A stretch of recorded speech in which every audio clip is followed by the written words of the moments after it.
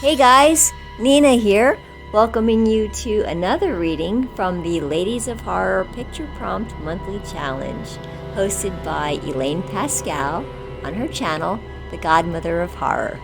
If you'd like to read along or read previously published pieces, please visit spreadingthewritersword.com or ladiesofhorror.com. In the meanwhile, enjoy the reading.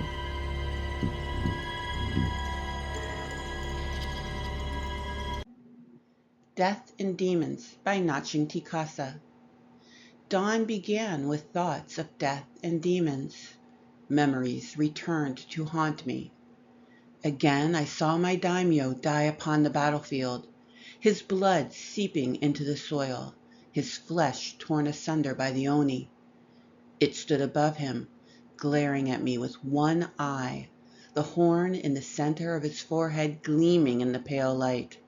It had torn my daimyo's head from his body before fleeing up and over the hill. I should have died in that moment. I should have withdrawn my blade from its sheath and thrust it into my stomach, should have spilled my intestines over the ground before the headless body.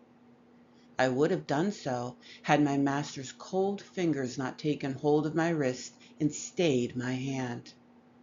Without lips or tongue, he could not speak, and so he drew the words into the dust before me. He bade me find his head and give him peace. I only turned back once during my journey away from him. A glimpse revealed his headless form sitting cross-legged in the dirt, awaiting my return. 2 years had passed since that fateful day. 2 long years. A torii gate rose before me as I trudged along the road, its wooden form a comfort in this strange land. Beyond the gate lay a village and a shrine. It seemed sacred. A man stood at the base of the torii. Clad in a kimono of fine black silk, he watched my approach with glittering eyes. "Hello, traveler," he called to me. I nodded. "Going to the village?" "Perhaps." "They won't let you in." "Why?" He did not answer. The breeze stirred my hair and the hem of my kimono. It also brought a voice to my ears, one which called my name, Miyamoto. I paused and listened. The voice came again, closer this time. "Miyamoto." I stared at the man before me.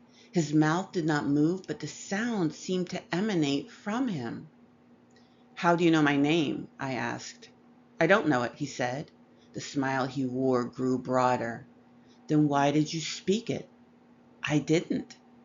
Slowly my fingers strayed to my katana. "Blades which taste blood are not allowed in the village," the stranger said, holding out his hand. "Give it to me." I stared at his empty hand. "Can you hear it?" "I hear nothing." My blade slid from its sheath. It sliced the air and the bone of the stranger's wrist. He screamed as a gout of black blood erupted from the wounded limb. The katana slashed again, across his chest and the sash which held his kimono. Something tumbled out. The head of my daimyo lay upon the ground. The eyes had sunken deep into the cavities of the skull, and the tattered flesh hung from the bone. To my horror, the jaw moved, and the dried tongue spoke my name. The stranger roared and tore the kimono from his body. A horn grew from his head, and his eyes blended into one. I struck, and they became 2 once more.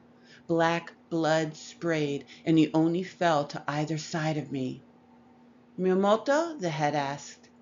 I lifted my daimyo and looked into the caverns which had once held his eyes. "Return?" I nodded and cradled the head gently in my arms.